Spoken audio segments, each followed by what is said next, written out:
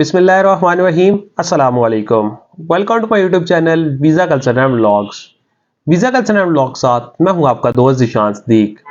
अगर अभी तक आपने हमारा यूट्यूब चैनल सब्सक्राइब नहीं किया तो आपसे रिक्वेस्ट है हमारा यूट्यूब चैनल सब्सक्राइब कर लें और साथ में बेल आइकन लाजमी प्रेस कीजिएगा ताकि आने वाले जो भी व्लॉग हो, वीज़ा इन्फॉर्मेशन हो, वो आपके पास टाइम बाय टाइम पहुंच सकें।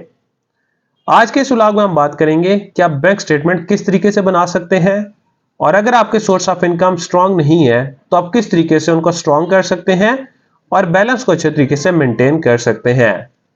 और देन हम सेकंड स्टेप में बात करेंगे कि शेंजन कंट्रीज या किसी भी कंट्री का वीजा अप्लाई करते टाइम कौन सी मिस्टेक करते हैं कि जिसकी वजह से आपका वीजा रिफ्यूज हो जाता है।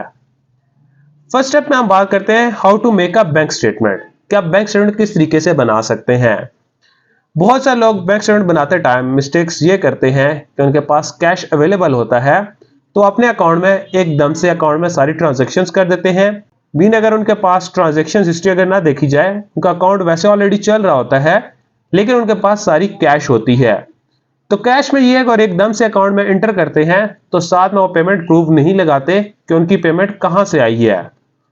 अगर आप बिजनेस कर रहे हैं तो बिजनेस में फर्स्ट ऑफ ऑल आपको ये करना चाहिए कि जितनी आपकी पेमेंट्स होती हैं, वेंडर्स को पेमेंट्स होती हैं, कि आप एम्प्लॉय को सैलरीज देते हैं, तो आपको प्रॉपर जो है कंपनी का अकाउंट ही रन करना चाहिए।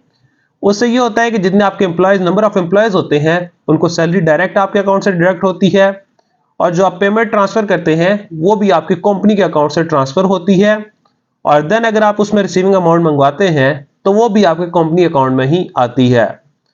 तो इससे आपकी ट्रांजैक्शन हिस्ट्री बेहतर होती रहती है, बैलेंस भी साथ साथ मेंटेन होता रहता है और आपका बिजनेस एक स्ट्रांग बिजनेस कंसीडर किया जाता है। और इसके मुकाबले में अगर देखा जाए तो आपके पास अगर कैश पड़ी हुई है, आपके अकाउंट में बैलेंस 5 से 6 लाख रुपया है और आपके पास कैश 25 से 30 लाख रुपया कैश पड़ी हुई है, तो आप उसको किस तरीके से कर सकते हैं, एडजस्ट कर सकते हैं। मीन अगर आपने कोई लैंड सेल आउट की है, कोई गाड़ी आपने सोल्ड आउट की है, तो उसकी जब पेमेंट सबमिट करवाते हैं तो प्रॉपर आप बैंक में साथ में प्रूफ लगाया करें कि जब आपकी स्टेटमेंट आती है तो स्टेटमेंट के ऊपर प्रॉपर लिखा हुआ होता है कि किस पर्पस के लिए पेमेंट सबमिट करवाई गई है। उस पेमेंट के सबमिट होने के बाद जब आप स्टेटमेंट निकलवा के वीजा अप्लाई करते हैं तो फंड्स का जो प्रूफ होता है वो भी आप साथ में अटैच किया करें। अगर आप वो पेमेंट प्रूफ साथ में अटैच नहीं करते तो आपकी स्टेटमेंट वीक कंसिडर की जाती है। और अगर आपके पास कैश अवेलेबल है, आप ट्रांजैक्शंस करना चाह रहे हैं, तो उसमें आप नॉर्मल वे पर अकाउंट में ट्रांजैक्शंस कर सकते हैं। मीन आपके अकाउंट में पहले 5 से 6 लाख बैलेंस है तो आप 2 से 3 लाख रुपए एक वीक में डाल लें। देन उसके बाद अगर आप शॉपिंग करना चाह रहे हैं आप शॉपिंग कार्ड के थ्रू करें। अगर आप फूड्स करना चाह रहे हैं, फूड अगर आप लेना चाह रहे हैं तो फूड आप कार्ड के थ्रू लें। प्रॉपर जो भी आपकी सारी ट्रांजेक्शन्स हैं आप सारी ट्रांजेक्शन्स अकाउंट के थ्रू ही करें, कार्ड के थ्रू करें या आप चेक के थ्रू अपनी सारी ट्रांजेक्शन्स करें। उसके बाद आप अकाउंट में पैसे एंटर करवाते जाएं और उसके बाद आप एटीएम से पैसे निकलवा भी सकते हैं और आप उनको यूटिलाइज कर सकते हैं। लेकिन इस प्रोसेस में आपको टाइम चाहिए होता है। ऐसा नहीं है कि आप एक वीक के अंदर ही 15 से 20 लाख रुपए डाल दें, प्रूव ना लगाएं और दिन में 5-5 6 या 6-6 दफा आप उसमें एटीएम यूज करें तो उसमें भी ट्रांजेक्शन आपकी मैच होती हैं तो आपकी वो ट्रांजेक्शन हिस्ट्री काउंट नहीं होती। स्टेटमेंट तो शो हो रही होती है लेकिन एम्बेसी की नजर में वो ट्रांजेक्शन हिस्ट्री काउंट नहीं होती।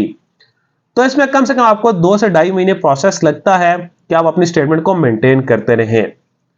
और देन उसके बाद सेकंड नंबर पर आ जाता है, अगर आप एम्प्लॉय हैं तो आपकी जो एम्प्लॉयमेंट की सैलरी है वो आपके अकाउंट में आनी चाहिए। अगर वो चेक के थ्रू आती है तो वो चेक के थ्रू आप ट्रांसफर करवा सकते हैं। अगर आपके कंपनी के ऑनर हैं वो अपने पर्सनल अकाउंट से ट्रांसफर करते हैं तो उससे भी आप ट्रांसफर करवा सकते हैं।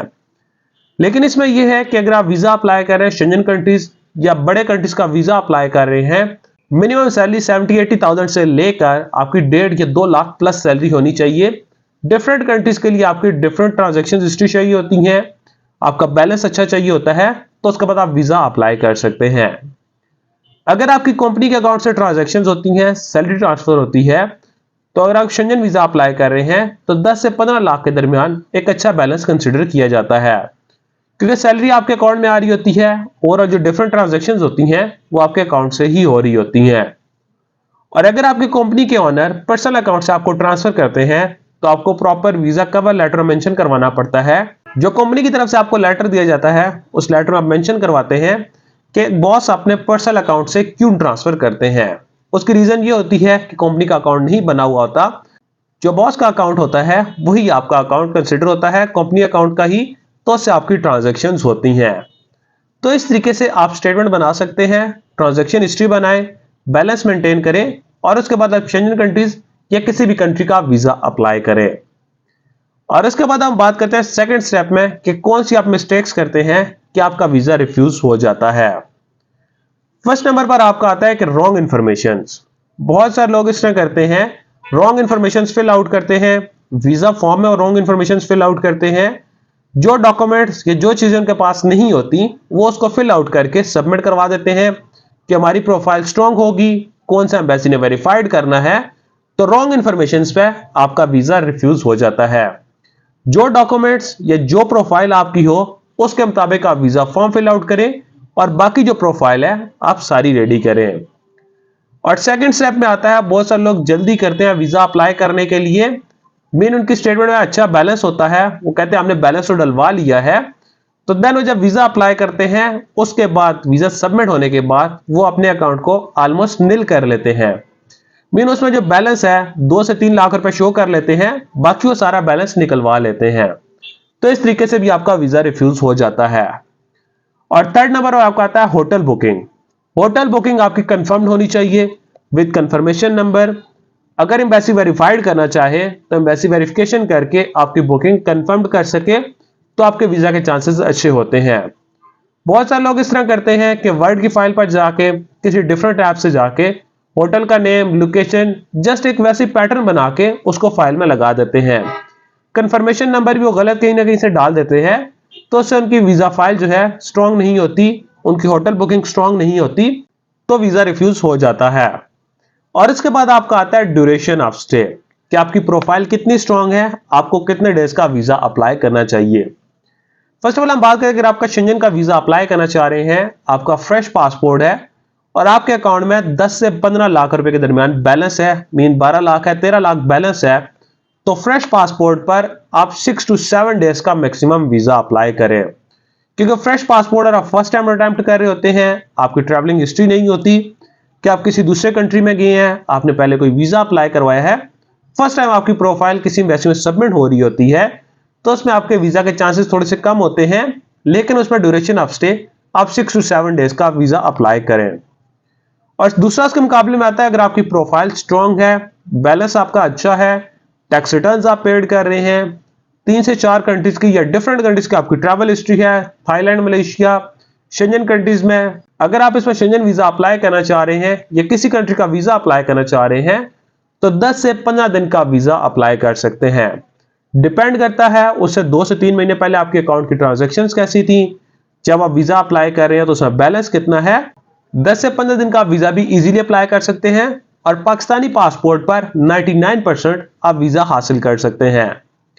स्टेटमेंट ये आप बहुत ही आसानी के साथ बना सकते हैं, थोड़ा सा टाइम लगता है, और अगर आप ये 4 मिस्टेक्स नहीं करते तो आप किसी भी कंट्री का विजिट वीजा पाकिस्तानी पासपोर्ट पर 99% हासिल कर सकते हैं। और आखिर में आप हमें कमेंट सेक्शन में अपनी राय के बारे में जरूर आगे कीजिएगा कि नेक्स्ट टाइम किसी कंट्री के विजिट वीजा, वर्क वीजा या अपॉइंटमेंट के बारे में आपके साथ इंफॉर्मेशन शेयर करें, या तो स्क्रीन पर दिए कॉन्टैक्ट नंबर पर आप हमारे साथ राब्ता कर सकते हैं, अदरवाइज आप हमारे ऑफिस विजिट कर सकते हैं। Kamal express and holdings private limited, Islamabad D चौक में हमारा ऑफिस है, तो आप हमारे ऑफिस विजिट कर सकते हैं ताकि हम आपको ट्रैवल से रिलेटेड बेस्ट सर्विसेज प्रोवाइड कर सकें। Thank you so much.